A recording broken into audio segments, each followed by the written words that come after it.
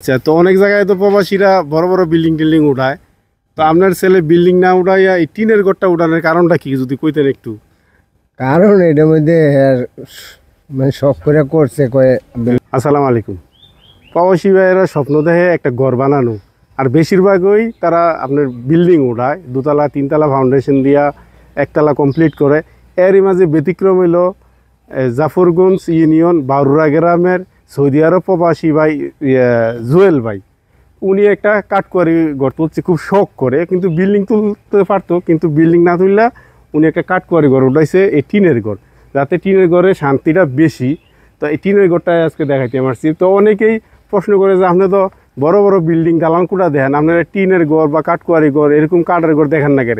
তো এটা হচ্ছে সৌদি আরব প্রবাসী জুয়েল রানা ভাইয়ের এই যে ঘরটা, এই ঘরটা দেন যে কত সুন্দর একটা লাগতেছে, যে এনে যে টাইলসগুলা করা হয়েছে দেন, যে টাইলসের সাথে যে উপরে দিকে একটা ফুল দিছে, ফুলের নিচে যে টাইলের যে কালারটা, টাইলসের কালারটা খুব অসাধারণ লাগতেছে। এবং যে বসার জায়গাটা, আপনি গরু ঢুকবেন, গরু ঢুকার দুই সাথে যে এই যে সিঁড়ি আছে, সিঁড়ির সাথে যে বসার জায়গা আছে, এই যে আপনি বইবেন, বইয়া যে আর পরিবারের লোক নিয়ে কথাবার্তা কইবেন। এ হচ্ছে আপনার এই যে টিনের যে বেড়াটা, টিনের বেড়ার উপরে এলো বেলকি, যে বেলকিগুলার মাঝে যে কাজ করা হয়েছে দেখছেন নিও, কি কি কত সুন্দর কাজ করে এই বেলকির মাঝে। আর এদিকটা এই পাশে হচ্ছে আপনার কালারটাও আছে টিনের, খুব সুন্দর নীলের মাঝে দিছে। আর বাড়ির পরিবেশটা একটু দেখাই আসেন, এই দিকটা যান। এই পাশে হইলো আপনার একটা গোসলখানা আর একটা বাথরুম, এটা হইলো ফাঁকা দিছে। আর দেন কত সুন্দর একটা পরিবেশে এই কাঠকুয়ারি ঘরটা করা। এখন কথা বলবো সৌদি প্রবাসী জুয়েল রানা, ওনার পিতার সাথে। আসসালামু আলাইকুম। ওয়ালাইকুম আসসালাম। কাকা কেমন আছেন? ভালো ইনশাল্লাহ, আলহামদুলিল্লাহ। আচ্ছা, তো অনেক জায়গায় তো প্রবাসীরা বড় বড় বিল্ডিং টিল্ডিং উঠায়। তো আপনার ছেলে বিল্ডিং না উঠাইয়া এই টিনের ঘরটা উঠানোর কারণটা কি যদি কইতেন একটু।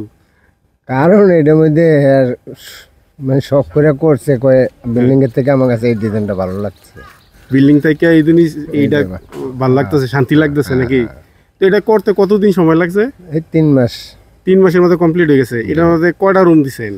এমনি আমরা 3টা রুম করছি আর কি, করলে 4টে করতে পারলাম। হইলে বড় বড় করে আমরা 13.5 ফুট করে প্রতিটা রুম, প্রতিটা 13.5 ফুট বাই 13.5 ফুট প্রতিটা রুম। এই রুমে এই বাড়ির মাঝে আপনার কাঠগুলা কিসের ব্যবহার করছেন? এটা আমরা মিঞ্জুরি আওয়াল। মিঞ্জুরি আওয়াল, এটা আনকমন শুনছি প্রথমবার, মিঞ্জুরি আওয়াল। তো কাঠগুলা ঠিক গ্যারান্টি আছে নাকি? গুনে ধরতো না? না না না। তো এনে যে 3 মাস হইছে গোটা তুলছেন এবং যে বসবাস করতেছেন, কিরকম শান্তি লাগতেছে? না, ভালো ইনশাল্লাহ। আলো হাওয়া বাতাস ভালো, ক্লিয়ার জায়গা। ক্লিয়ার জায়গা, জি জি জি, খুবই ভালো লাগতেছে। তো এই পর্যন্ত এটার খরচ কত গেছে? বললাম না, 6.5 লক্ষ টাকা গেছে। 6.5 লক্ষ টাকা এইটা করতে লাগছে।